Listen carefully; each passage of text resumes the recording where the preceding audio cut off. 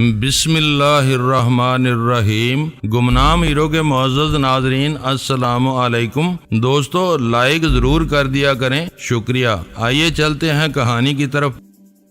Vera نے receiver لیتے ہی بہت روانی سے کچھ کہا، اجنبی کی طرح۔ اس کے الفاظ میں بھی خے اور نون کی بہت زیادہ تکرار تھی، یا مجھے ایسا محسوس ہو رہا تھا۔ مجھے علم تھا کہ ویرا یورپ میں بولی جانے والی ہر بڑی زبان پر قدرت رکھتی تھی۔ اپنی بات کہہ دینے کے بعد جب ویرا دوسری طرف کی بات سننے کے لیے خاموش ہوئی تو میں نے لمحہ بھر کے لیے اس کے چہرے پر ایک رنگ سا آ کر گزرتے دیکھا۔ دوسری طرف سے اس نے یقیناً کوئی پریشان کن بات سنی ہوگی، مگر فوراً ہی اپنے بے ساختہ عمل پر قابو پا لیا تھا۔ فون پر ویرا کی وہ گفتگو کئی منٹ جاری رہی۔ میں اس کا جائزہ لینے کے ساتھ ساتھ اپنے ناشتے سے بھی انصاف کرتا رہا۔ بات ختم کر کے ویرا واپس آئی تو اس کا چہرہ قدرے اترا ہوا تھا۔ واپس لوٹ کر وہ خاموشی سے ناشتے میں مصروف ہو گئی تو مجھے حیرت ہوئی کہ اس نے فون کے بارے میں مجھے کوئی بات بتانے کی زحمت نہیں کی۔ میں نے کچھ دیر تک اس خیال سے انتظار کیا کہ شاید وہ بات کی ابتدا کے لیے مناسب الفاظ تلاش کر رہی ہو، لیکن جب اس کی خاموشی کا تسلسل بڑھتا چلا گیا تو مجھے زبان کھولنی پڑ گئی۔ تم نے بتایا نہیں کہ یہ کس کا فون تھا؟ وہی تھا، ویرا نے مجھ سے نگاہیں ملائے بغیر افسردگی سے کہا۔ اسی ہوٹل کے ایک کمرے سے بول رہا تھا، اس نے مجھے پہچان لیا ہے۔ میرے لیے ویرا کا وہ انکشاف کسی دھماکے سے کم نہیں تھا۔ مگر وہ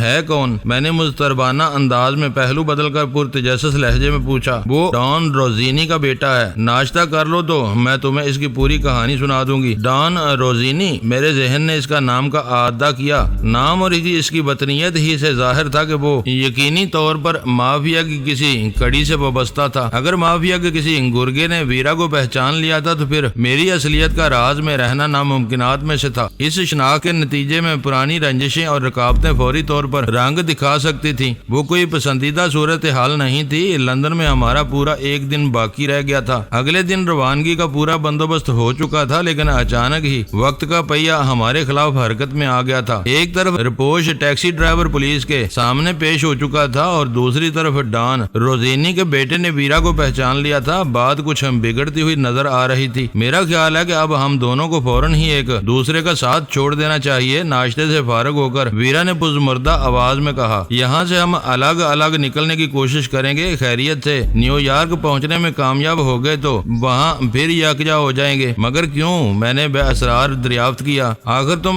ڈان روزینی کے بیٹے سے بات کرنے کے بعد اتنی خوفزدہ کیوں ہو گئی ہو؟ یہ اس کا مسئلہ نہیں ہے۔ کل ایک ڈرائیور سامنے آیا ہے، ہو سکتا ہے کہ اس نے عقب نما آئینے میں اپنے تعاقب کا اندازہ لگا لیا ہو۔ بات وہیں آ جائے گی کہ پولیس سفید فام عورت اور ایشیائی مرد پر مشتمل ہر جوڑے کو شبے کی نگاہ سے دیکھے گی اور ہم پھنس جائیں گے۔ تم مجھ سے کوئی بات چھپا رہی ہو۔ ڈرائیور کے شبے سے کوئی خطرہ پیدا نہیں ہوگا۔ عقب نما آئینے میں وہ کوئی دوسری ٹیکسی تو دیکھ سکتا تھا، یہ اندازہ نہیں لگا سکتا تھا کہ اس میں کوئی سفید فام عورت اس کی گاڑی کا پیچھا کر رہی ہے۔ دوسرے ڈرائیور کے سامنے آئے بغیر یہ راز فاش نہیں ہو سکتا۔ اس کے بیان سے شے پا کر کسی وقت دوسرا ڈرائیور بھی سامنے آ جائے گا۔ اس وقت تک ہم یہاں سے ہزاروں میل دور نکل چکے ہوں گے۔ تم یہ بے سروپا بہانے بازیاں چھوڑ دو اور مجھے اس اطالبی کے بارے میں بلا کم و کاست پوری حقیقت بتا دو۔ اس کی روشنی میں ہی مل کر کوئی صحیح فیصلہ کر سکیں گے۔ اور اگر میں اس کے بارے میں کچھ نہ بتانا چاہوں؟ اس نے مجروح نظروں سے میری طرف دیکھتے ہوئے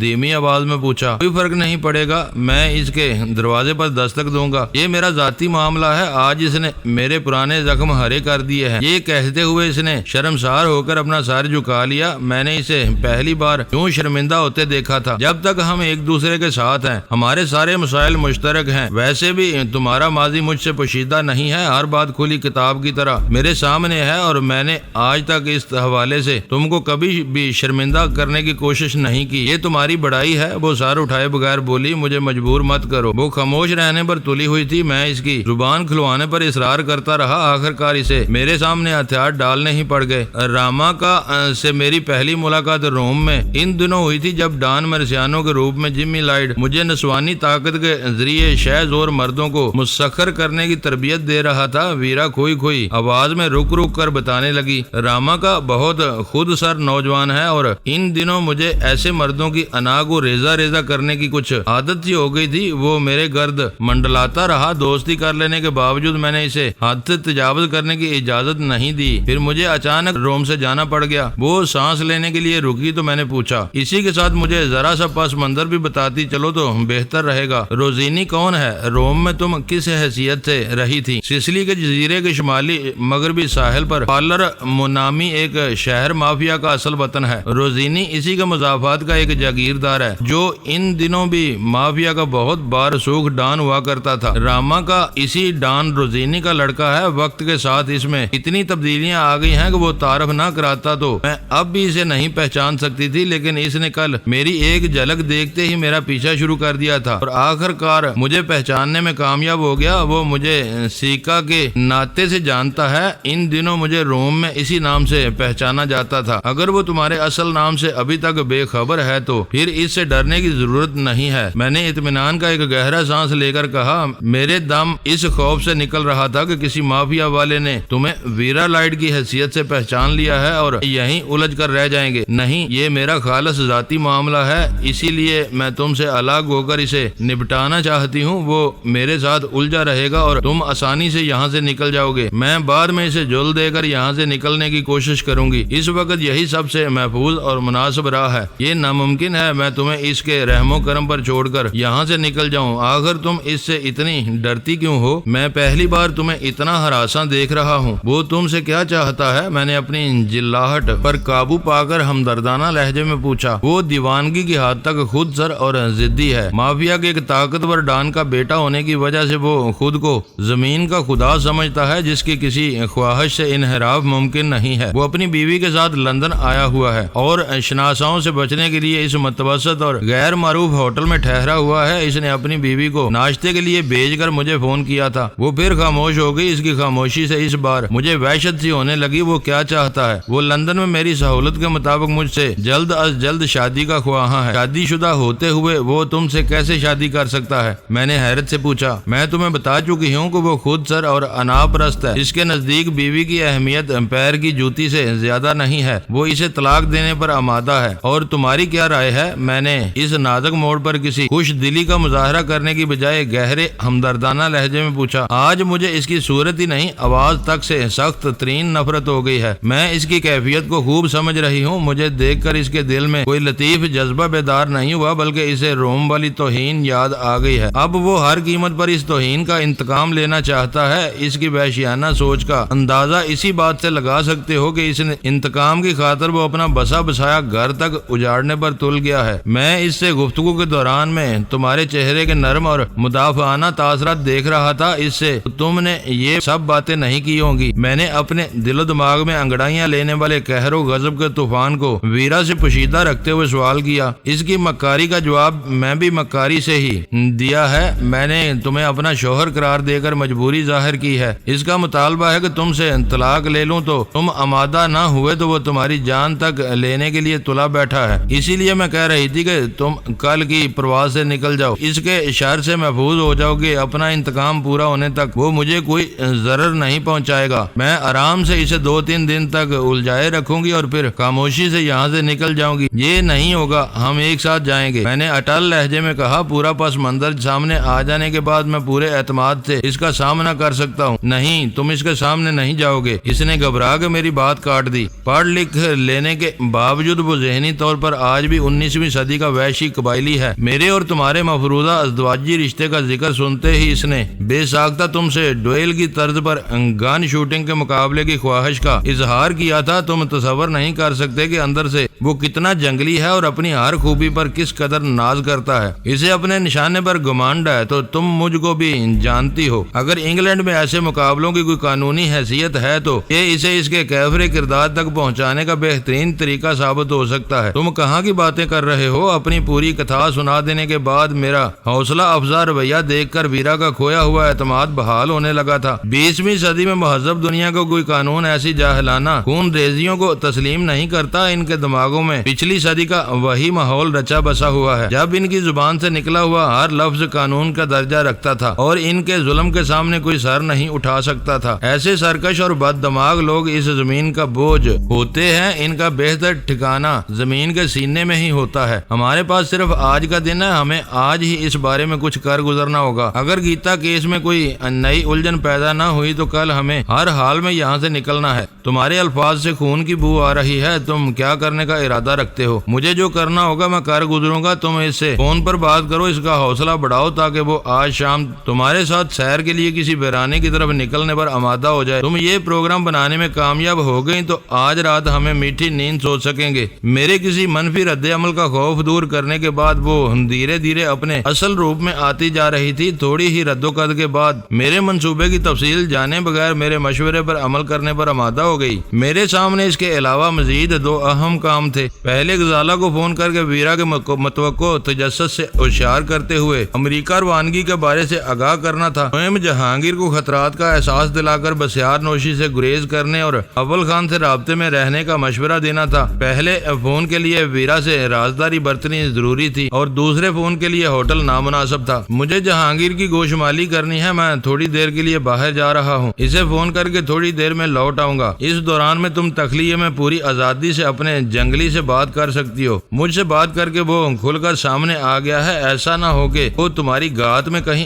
آس پاس ہی منڈلا رہا ہو اور تمہیں دیکھتے ہی الجھنے کی کوشش کرے۔ اس نے خدشہ ظاہر کیا۔ ہم کسی جنگل میں نہیں، لندن کے ایک معقول ہوٹل میں ہیں۔ یہ بات وہ بھی جانتا ہے، یہاں اپنی درندگی کا مظاہرہ کر کے وہ خود بھی محفوظ نہیں رہ سکے گا، اور تو اس نے تمہیں مجھ سے طلاق لینے کا مشورہ دیا ہے۔ براہ راست الجھنے سے پہلے وہ اس مشورے کے نتائج کا انتظار کرے گا۔ میں بھی تمہارے ساتھ چلتی ہوں، اس نے اصرار کیا۔ راما کا روزینی سے بات کرنے کے لیے مجھے کسی تخلیے کی ضرورت نہیں، تمہاری موجودگی میں بھی میں اس سے کھل کر بات کر سکتی ہوں کیونکہ تم اطالوی زبان سے ناواقف ہو اور وہ انگریزی سے نابلد ہے۔ یہ حیرت کی بات ہے کہ یورپ کے بعض خطوں میں انگریزی ایسی اجنبی زبان سمجھی جاتی ہے۔ میں نے اضطراری انداز میں وہ بات کہہ ڈالی۔ اجنبیت کے ساتھ کچھ تعصبات بھی ہیں، ان کا مظاہرہ فرانس میں کیا جاتا ہے۔ بیشتر فرینچ انگریزی میں پوچھے گئے سوال کا جواب فرینچ میں دیتے ہیں اور ناگزیر ضرورت کے بغیر انگریزی کا سہارا لینا معیوب سمجھتے ہیں۔ ویرا نے بتایا وہ بات پہلے ہی میرے مشاہدے میں تھی۔ میری طرف سے موضوع کی تبدیلی کو ویرا نے ایک ساتھ روانگی پر رضامندی تصور کرتے ہوئے جوتے پہننے کا ارادہ کیا ہی تھا کہ میں نے اسے ٹوک دیا۔ نہیں ویرا، میری بات مانو، میں جو کہہ رہا میرا وہ فکرہ ادھورا رہ گیا کیونکہ ٹیلی ویژن پر معمول کی نشریات روک کر ساؤتھ آل مرڈر کیس کے بارے میں ایک خاص پروگرام پیش کرنے کا اعلان کیا جا رہا تھا۔ قاتل ہم میں سے کسی نہ کسی کے آس پاس پوری آزادی سے دندناتا پھر رہا ہے، اسے پہچان کر قانون کے حوالے کریں۔ ٹیکسی ڈرائیور جان اسمتھ کی یادداشت مجرم کا خاکہ آپ کے سامنے ہے۔ اس گمبھیر اور ڈرامائی کمنٹری کے ساتھ ہی پوری اسکرین پر ایک قلمی چہرہ نقطے سے بڑھ کر ٹیلی ویژن کی پوری اسکرین پر چھاتا چلا گیا۔ میں سانس روکے ٹیلی ویژن پر نظریں جمائے کھڑا تھا۔ ٹیلی ویژن اسکرین پر تصویر واضح ہو کر پوری طرح پھیل گئی۔ وہ سرکاری محکمے کے کسی مصور کا بنایا ہوا قلمی خاکہ تھا۔ ٹیلی ویژن پر نشر ہونے والے اعلان نے ان لمحات میں گویا میری ہڈیوں میں گودا تک منجمد کر دیا تھا، لیکن خاکہ نمایاں ہوتے ہی کمرے کی محدود فضا ویرا کی دبی دبی ہیجان امیز سرگوشی سے گونج اٹھی۔ یہ تم نہیں ہو سکتے۔ اس خاکے کو دیکھ کر کوئی بھی تم پر شبہ نہیں کر سکے گا۔ جان اسمتھ نے تمہارے ایک محسن کے روپ میں سامنے آ کر سب کو غلط راہ پر ڈال دیا ہے۔ ویرا کی اس مسرت امیز آواز نے میرے وجود پر چھایا ہوا سحر توڑ دیا۔ میں نے خوف اور خالی الذہنی کی کیفیات کو اپنے ذہن سے جھٹک کر اس خاکے کا ناقدانہ جائزہ لینا شروع کر دیا۔ اس خاکے میں چہرے کی ساخت یا بیرونی خطوط میرے اصل چہرے کے مطابق نہیں تو اس سے مشابہ ضرور تھے۔ اس سے آگے سب کچھ گمراہ کن تھا۔ اس خاکے میں بال کافی بڑے، پیشانی تنگ، آنکھیں سرد اور بنچی ہوئی اور دانا شکاوت قلبی کا مظہر نظر آ رہا تھا۔ شاید ڈرائیور کی یادداشت کے بارے میں ویرا کا ہی نظریہ درست ثابت ہوا تھا۔ اگلی سواری بٹھانے تک ہر پیشہ ور ڈرائیور اپنی پچھلی سواری کو بھول چکا ہوتا ہے۔ صرف غیر معمولی حسین، وجیح، بگڑے ہوئے یا دہشتناک چہرے ان کی یادداشت کے خانوں میں چپکے رہ جاتے ہیں۔ لندن پولیس کے سراغر سانوں نے جان اسمتھ کا ذہن کرید کر کاغذ پر جو پیکر تراشا تھا، اس کے بارے میں ٹیلی ویژن پر تفصیلی اعلان جاری سواری تھا، مگر اس کی اصلیت کا برم کھل جانے کے بعد ہم دونوں کے ذہن پر چھائی ہوئی دہشت معدوم ہو چکی تھی۔ ویرا نے ٹیلی ویژن بند کر دیا۔ یہ تو واقعی کسی قاتل کے خد و خال تھے، تم اتنے بھیانک تو نہیں ہو۔ ویرا نے ٹیلی ویژن بند کرنے کے بعد رائے زنی کرتے ہوئے کہا، بعض لوگ اس قدر تخیل پرست ہوتے ہیں کہ سامنے کی چیزوں کو بھی ان کے اصل روپ میں دیکھنا پسند نہیں کرتے۔ ہر چیز اور چہرے کو صرف اسی روپ میں دیکھتے ہیں جس میں وہ خود اسے دیکھنا چاہتے ہیں۔ میں نے قدرے اطمینان کے ساتھ سگریٹ سلگا کر کہا۔ ویرا نے حیرت سے آنکھیں نکال کر بات دہرائی، لوگ ہر چیز اور چہرے کو اسی روپ میں دیکھتے ہیں جس میں وہ خود اسے دیکھنا چاہتے ہیں۔ یہ کیا بات ہوئی؟ یہ عام بات نہیں تھی، یہ میں بعض لوگوں کی بات کر رہا تھا۔ میں نے وضاحت کی، ایسے آدمی کو ٹرین گھوڑے کی صورت میں نظر آئے گی؟ ویرا نے مضاحکہ اڑانے والے انداز میں پوچھا۔ ہو سکتا ہے کہ مرد کی شدت میں ایسا بھی ہوتا ہو، میں نے اپنی سنجیدگی برقرار رکھتے ہوئے جواب دیا، ورنہ ٹرین کی جگہ بلٹ ٹرین اور گھوڑے کی جگہ یونیکارن ضرور دیکھا جا سکتا ہے۔ خوب، ویرا نے طنز سے کہا، اس کا مطلب ہے کہ اب تم نے نفسیات پر بھی منہ مارنا شروع کر دیا ہے۔ یہ باتیں کس کتاب میں مل سکیں گی؟ اس کی جلاہٹ پر میں ہنس پڑا۔ تم خود ہی بات کو بلا وجہ دور لے گئی۔ میں نے گھوڑے اور ٹرین کی بات نہیں کی تھی، معاملہ صرف اتنا ہے کہ جان اسمتھ نے میرے بارے میں پولیس کے سراغر خانوں کو صرف ایسی جزیات بتائیں جو کسی قاتل پر ہی صادق آ سکتی ہیں۔ میرے خد و خال کے بارے میں اس کا حافظہ صاف تھا۔ پوچھ گچھ جاری رہی تو اس نے اپنے قیاس کے سہارے ایک قاتل کا خاکہ بنوا دیا جو حقیقت سے بہت دور تھا۔ ہو سکتا ہے کہ اس نے پریس اور عوام کی نظروں میں اہمیت حاصل کرنے کے لیے یہ ساری مشق کی ہو۔ اگر وہ ہر سوال کے جواب میں کہتا رہتا کہ اسے قاتل کا چہرہ یاد نہیں ہے تو اسے ایک عام بلکہ سرسری سا گواہ سمجھ کر نظر انداز کر دیا جاتا۔ اب وہ وی آئی پی بن چکا ہے، پھر تو وہ ذہنی مریض ہے، اپنی تسکین کے لیے سب کو گمراہ کر رہا ہے۔ اب تم نفسیات پر منہ مار رہی ہو، میں بھی تمہیں یہی سمجھانے کی کوشش کر رہا تھا۔ وہ اپنی ایسی کی تیسی میں جائے، اسے ذہنی مرض ثابت کرنے کے لیے یہی ایک بات کافی ہے کہ وہ طویل تذبذب اور رپوشی کے بعد سامنے آیا ہے۔ پتہ نہیں یہ بات پولیس والوں کی سمجھ میں کیوں نہیں آ سکی۔ یہ بس تمہاری خوش قسمتی ہی ہو سکتی ہے۔ پہلے کے مقابلے میں اب میں خود کو زیادہ محفوظ تصور کر رہا ہوں۔ میں نے کہا، جان اسمتھ کا فراڈ کھلنے تک ہم دونوں سمندر پار کر کے دور جا چکے ہوں گے۔ یہ فراڈ کبھی نہیں کھل سکے گا۔ میں نے کرسی میں پہلو بدل کر کہا، یہ اسی وقت ممکن ہے جب اصل قاتل پولیس کے روبرو جا کر یہ دعویٰ کرے کہ جان اسمتھ نے اس کا غلط خاکہ بنوایا ہے۔ ٹیلی ویژن پر خاکے کا ذکر سنتے ہی میری جان نکل گئی تھی۔ ویرا نے ایک گہرا سانس لے کر کہا، غنیمت ہے کہ یہ خطرہ بھی ٹل گیا۔ پوری کہانی میں اب صرف ایک ہی نقطہ اہم ہے کہ گیتا کا ساتھی ایک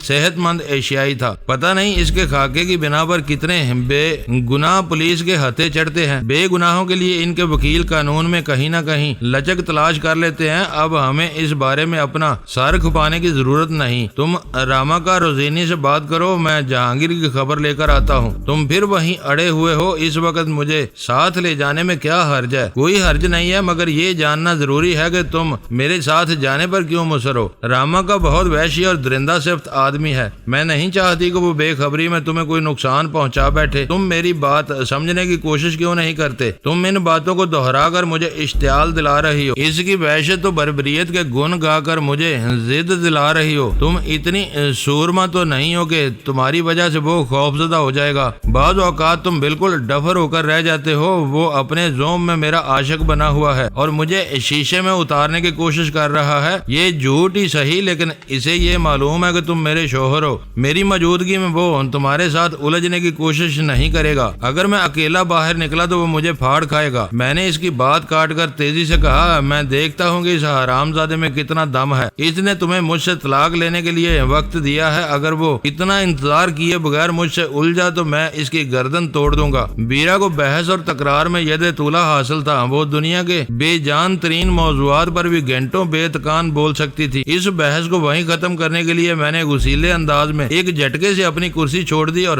دروازے کی طرف مڑ گیا۔ پیچھے دیکھے بغیر میں نے باہر نکل کر کمرے کا دروازہ بند کرنا چاہا تو رکاوٹ کا احساس ہوا۔ میں بنا کر پلٹا تو ویرا مسکراتے ہوئے چہرے کے ساتھ دروازے سے باہر آ چکی تھی۔ اسے میرے تیوروں کا پہلے سے اندازہ تھا۔ میرے برسنے سے پہلے ہی بول پڑی، تم جاؤ، میں تمہارے ساتھ نہیں آؤں گی، مجھے ہوٹل کی بک شاپ سے کچھ خریداری کرنی ہے۔ میں نے غصیلی پھنکار کی صورت میں ایک گہرا سانس لیا اور تیزی سے لفٹ کی طرف چل دیا۔ اس بار ویرا نے موقع کی نزاکت بھانپ کر میری رفتار کا ساتھ دینے کی کوشش نہیں کی۔ شاید وہ رواداری میں موجود رہ کر اطمینان کرنا چاہتی تھی کہ میری راما کا روزینی سے موڈ بیٹ نہ ہو جائے۔ اس بار بار ویرا نے موقع کی نزاکت بھانپ کر میری رفتار کا ساتھ دینے کی کوشش نہیں کی تھی۔ شاید وہ راہداری میں موجود رہ کر اطمینان کرنا چاہتی تھی کہ میری راما کا اور روزینی سے مڈ بیڑ نہ ہو جائے۔ لفٹ اسی فلور پر موجود تھی۔ میں اس کے ذریعے گراؤنڈ فلور پر پہنچا اور کاؤنٹر پر موجود لڑکی سے خفیف سی مسکراہٹ کا تبادلہ کرتا ہوا ہوٹل سے نکل گیا۔ میں اپنی دھن میں سر جھکائے ٹیلی فون بوتھ کی طرف چلا جا رہا تھا۔ آکسفورڈ اسٹریٹ کے اس عقبی حصے میں فٹ پاتھ کافی کشادہ ہیں اور ان پر زیادہ بھیڑ بھاڑ بھی نہیں ہوتی۔ میں بے فکر تھا کہ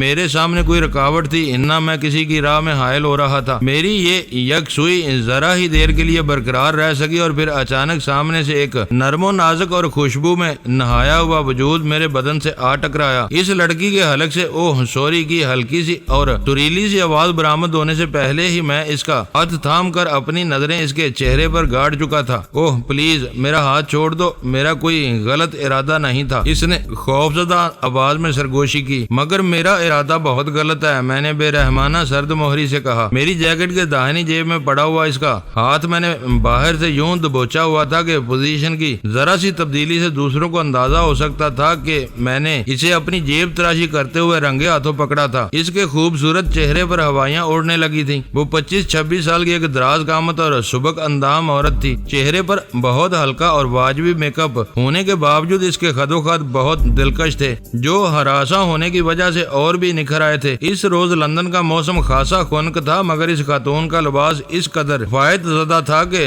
چہرے سے کافی نیچے تک کھلے ہوئے سینے کی جلد پر جا بجا خون کے ارتکاز کی علامات نظر آ رہی تھی۔ مجھے چھوڑ دو، خدا کے لیے جو چاہو کر لینا، مگر میرا ہاتھ چھوڑ دو، وہ ملتجانہ آواز میں بولی۔ کشت کرتے ہوئے کسی ٹامی نے مجھے اس حالت میں دیکھ لیا تو میں برباد ہو جاؤں گی۔ تم مجھ سے دانستہ کیوں ٹکرائیں؟ تمہارا ہاتھ میری جیب میں کیوں گیا؟ میں نے اپنا چہرہ اس کے چہرے پر جھکا کر سختی سے سوال کیا۔ میں گرا کٹ نہیں ہوں، وہ روحانسی آواز میں بولی۔ کل رات سے بھوکی ہوں۔ میں نے سنا تھا کہ ایشیائی لڑکے یہاں آ کر سفید لڑکیوں کے لمس کو ترستے ہیں۔ میں سمجھ رہی تھی کہ تم مجھے سنبھالتے رہ جاؤ گے اور میں ناشتے کے لیے تمہاری جیب سے 2-4 پاؤنڈ نکال لوں گی۔ پلیز مجھے چھوڑ دو، میں التجا کر رہی ہوں۔ مان میری نگاہ نیلی وردیوں اور رومن طرز کی اونچی ٹوپیوں میں ملبوس ان 2 سپاہیوں پر پڑی، جو نہایت سست روی سے آس پاس کا جائزہ لیتے اور گشت کرتے ہوئے نہایت خاموشی سے ہماری طرف بڑھے چلے آ رہے تھے۔ ان کی مداخلت سے وہ معاملہ کوئی سنگین رخ بھی اختیار کر سکتا تھا۔ ان دونوں وردی پوشوں پر نگاہ پڑتے ہی میں نے مشینی انداز میں جیکٹ کی جیب کی بیرونی سطح پر اپنے ہاتھ کی گرفت ختم کر دی اور لڑکی نے بجلی کی سی تیزی سے اپنا ہاتھ نکال لیا۔ اس لمحے مجھے اندازہ ہوا کہ وہ کوئی فاقہ زدہ یا بدحال عورت نہیں بلکہ پیشہ ور جیب تراش تھی۔ ہاتھ آزاد ہوتے ہی حیرت ناک طور پر پلک جھپکتے میں اس کے چہرے کے تاثرات تبدیل ہو گئے۔ خوف و ہراس کی جگہ اس کی آنکھوں میں تحقیر کی چنگاریاں سلگ اٹھی۔ تم کالے ایشیائی الو کے پٹھے، وہ دانت پیس کر گرائی، رات چلتی لڑکیوں سے ٹکرا کر ان کے بدن پر چٹکیاں کاٹتے ہو۔ وہ نہ جانے کیا کچھ بکتی ہوئی تیزی سے مخالف سمت میں بڑھتی چلی گئی۔ ہاتھ آزاد ہونے کے بعد اس نے ایک لمحے کے لیے بھی میرے پاس رکے رہنے کی حماقت نہیں کی تھی۔ اس ولایتی اور چور دوشیزہ سے گالیاں کھا کر میں بھی غالب کی طرح بے مزہ نہیں ہوا، سر جھٹک کر مسکرایا اور پھر اپنی راہ ہو لیا۔ میری جیب میں اترا ہوا ہاتھ آزاد ہونے کے بعد اس خاتون یا دوشیزہ نے جو کچھ کیا، اس کا مقصد میرے اوپر الزام تراشی نہیں تھا۔ شاید وہ اس کا کوئی آزمودہ مدافعانہ حربہ تھا۔ آس پاس سے گزرتے ہوئے راہگیروں نے اگر ہم دونوں کو مشتبہ انداز میں ایک دوسرے سے تقریباً جڑے دیکھا ہوتا تو اس فرار ہوتی ہوئی لڑکی کے تبصرے سن کر وہ اس پر ذرا بھی شبہ نہ کرتے، بدگمانی میرے بارے میں پیدا ہوتی۔ میں اس سے پہلے اور اس کے بعد اس شہر خرابات میں جاتا رہا، لیکن عقل و ہوش چرانے والیوں کی جیب تراشی کسی تجربے سے گزرنے کی نوبت نہیں آئی۔ ایک عورت کی زیادتی کا نشانہ بننے اور پھر اسی کی زبان سے گالیاں سننے کا وہ اکلوتا تجربہ تھا جسے شاید لندن والیوں کے لیے کوئی کلیہ نہیں بنایا جا سکتا۔ جس شہر میں ناز نخروں اور تیکھی چتون سے جیبیں خالی کرانے کی بھرپور آزادیاں ہوں، سوہو کی پیچ در پیچ نیم تاریخ اور پر اسرار گلیوں میں قدرے روشن دینے اور تاریخ تر چوبارے جیب تراش نازنینوں کی دکانوں کا درجہ رکھتے ہوں، وہاں کون احمق لڑکی کھل کر کسی کی جیب پر ہاتھ ڈالنے کی حماقت کرے گی؟ میرے لیے وہ تجربہ بہت انوکھا اور دلچسپ تھا۔ اپنی پسندیدہ فون بوتھ میں پہنچ کر جہانگیر کے گھر کا نمبر ملانے تک میں اس کے بارے میں سوچتا اور محظوظ ہوتا رہا۔ یہ کہانی میں آج لکھ رہا ہوں۔ گئے برسوں میں میری زبان سے یہ قصہ سن کر بار بار لندن بلکہ دنیا جہان کی سیر سیر کو جانے والے ایک دوست نے چند ماہ بعد بہت بنا کر یہ شکوہ کیا کہ وہ آکسفورڈ اسٹریٹ، پکارڈلی اور سوہو کے بازاروں میں جا بجا اپنی جیبوں میں بھرے ہوئے نوٹوں کی کھلی نمائش کرتے پھرے۔ رات گئے تک کوئی جیب تراش انگریز نازنین انہیں نہ ٹکرائی۔ یہ اور بات ہے کہ دیگر مصروفیات میں الجھ کر وہ رات کے 1:30 بجے اپنے ہوٹل پہنچے تو ان کی تمام جیبیں خالی تھی۔ یہ ان کی خوش قسمتی تھی کہ کوئی جیب تراش نازنین ان پر مائل بے کرم نہ ہوئی، اور میری بدقسمتی تھی کہ ہوٹل سے ٹیلی فون بوتھ تک کی مختصر سی سڑک پہ مائی میں ایک سفید فام لڑکی ناکام جیب تراشی کے بعد روکی پھیکی گالیاں مجھے سنا کر موقع واردات سے فرار ہو گئی۔ کراچی میں فون کی گھنٹی بجتے ہی ریسیور اٹھا لیا گیا۔ فون کی گھنٹی اور پھر میری آواز سنتے ہی جہانگیر چہکنے لگا۔ اخا، تو اب تم بھی پاکستان سے باہر پہنچے ہوئے ہو، کہاں ہو، کیا حال ہے تمہارے؟ بین الاقوامی کال ملنے پر گھنٹی کی مخصوص آواز کو تبدیل کرنا میرے بس سے باہر تھا۔ وہ اس وقت اپنے ہوش و آواز میں تھا، اس لیے اس آواز سے اس نے میری پاکستان سے غیر حاضری کا اندازہ لگا لیا تھا۔ میں نے اس سے نرمی سے بات کرنے کا ارادہ ملتوی کر کے ترشی سے کہا، غنیمت ہے کہ اس وقت تم ہوش میں ہو، ورنہ تم یہ بھی سمجھ سکتے تھے کہ میں جنت سے بول رہا ہوں۔ یہ تم